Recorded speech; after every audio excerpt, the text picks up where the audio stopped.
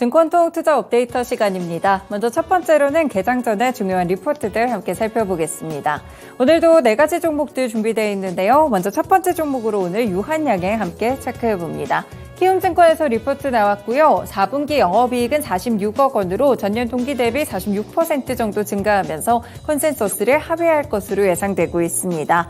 사실 매출액에는 특이사항이 없었는데요. 이번에 해외 공급이 상반기에 좀 쏠렸던 부분들이 있고 R&D 비용이 약간 증가했던 점이 실적에 영향을 미쳤습니다. 하지만 올해 실적을 보시면 영업이익이 963억 원까지 개선될 것이라는 전망을 내놓고 있는데요. 무엇보다도 렉라자 병용요법을 폐암 1차 치료제로 지금 미국 FDA에 승인을 넣어놓은 상태입니다. 신청을 했기 때문에 올해 하반기에 승인이 되고 앞으로 또 출시가 될 것으로 예상이 되고 있는데요. 여기에 기술 수출 가능성이 또 높은 알레르기 치료제 그리고 면역 항암제 등이 남아 있습니다. 이런 모멘텀들 주목하고 있고요. 이에 따라 목표 주가는 72,000원까지 상향 조정했습니다. 네, 두 번째 종목입니다. 종근당이고요. DS투자증권 리포트입니다. 오늘 제약바이오 사업부에 대한 리포트들이 상당히 좀 많았는데요. 종근당의 경우 4분기 별도 기준으로 영업이익이 1,256억 원을 기록하면서 전년 동기 대비 736.4% 증가할 것이라는 전망입니다. 이전에 추정했던 실적 추정치보다 한 단계 높였다고 보실 수 있겠는데요. 이 노바티스약 라이선스 아웃 금액이 1,000억 원 정도 인식이 됐기 때문이고요. K캡에 대한 공동 판매 계약도 종료가 됐기 때문에 여기에 대한 기존 재고도 12월에 일시적으로 정리를 했다고 합니다. 다만 K캡의 공백을 지금은 메울 필요성이 좀 있어 보이는데요. 그래서 지금은 고덱스라든지 팩스쿨루 이외에도 캐렌디와 같이 다양한 품목에 대해서 공동 판매 계약을 체결하는 것을 현재 검토하고 있다고 합니다. 만약에 대형 품목의 계약이 체결될 경우에는 결국 실적에 대한 불안감을 해소할 수가 있겠고요. 기존에 있었던 유의미한 R&D 결과가 좀 부족하다. 이 부분은 이전에 있었던 노바티스 향의 이전 계약으로 해소됐다는 평가를 보였습니다. 이에 따라 오늘 투자 의견도 매수로 그리고 목표 주가까지 12만 7천 원으로 상향 조정했습니다. 네, 세 번째 종목입니다. CJ ENM이고요. 한국투자증권 리포트입니다. 4분기 영업이익은 229억 원으로 전년 동기 대비 246% 증가하지만 컨센서스를 하회할 것으로 전망되고 있는데요. 그렇지만 지금 흑자를 이어가고 있다는 점에 리포트는 주목을 했습니다. 결국 광고와 홈쇼핑 부문의 성수기 효과, 또 피프스 시즌의 납품, 티빙의 제작비 부담 완화 등이 영향을 줬는데요. 올해는 턴어라운드가 본격화되는 원년이라고 보고 있습니다. 피프스 시즌과 티빙은 적자가 지난해 2,300억 원 수준으로 추정이 됐었는데 그래도 올해는 1,200억 원까지 적자를 축소할 것으로 가능해 보이고요. 티빙은 1분기에 이 광고 요금제도 함께 시작이 됩니다. 재무 구조를 개선하기 위한 노력들이 지속되고 있고요. 이에 따라 목표 주가는 8만 6천 원까지 상향 조정했습니다. 마지막 종목입니다. 슈프림하고요. 하나증권 리포트입니다. 온디바이스 AI 시대가 도래하면서 수혜주가 될 것이라는 분석이 오늘 장 나왔는데요.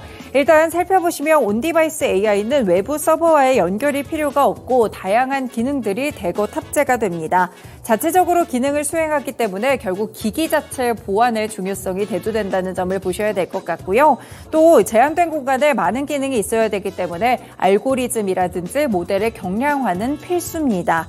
결국에 이 슈프리마는 알고리즘을 관련해서 제공하는 업체라고 보실 수가 있기 때문에 앞으로 관련 매출 비중이 크게 늘어날 것이라는 분석들도 함께 더해주고 있습니다. 한 가지 모멘텀을 더 보시면 네옴시티와 데이터 센터의 수주가 본격화되고 있다는 점인데요.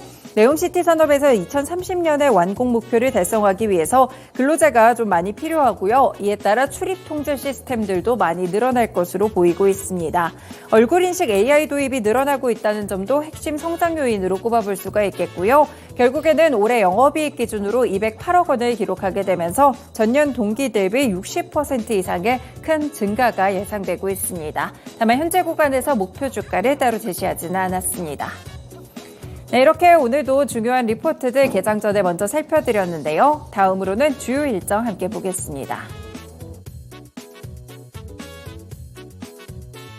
네, 증시 주요 일정 확인해 보겠습니다. 첫 번째 일정부터 확인해 볼 텐데요. 첫 번째 일정 공개해 주시죠. 중국에서는 오늘 증시가 휴장합니다. 춘절 연휴로 인해서 오늘 휴장을 한다는 점 확인을 해보셔야겠고요. 이어서 곧바로 두 번째 일정 중국에서 살펴보겠습니다. 중국의 1월 대출 우대금리는 LPR이 발표가 되는 날입니다. 대출 우대금리 LPR 같은 경우 18개 시중은행이 제시한 평균치를 토대로 발표를 하고 있는 상황인데요. 사실상 기준금리 역할을 하고 있기 때문에 중국에서는 이 LPR 금리를 어떻게 발표할지 여부도 확인해 보셔야겠습니다. 최근 들어서 중국의 경기가 생각했던 것보다 더디게 회복하고 있다는 점이 대두되고 있는데요.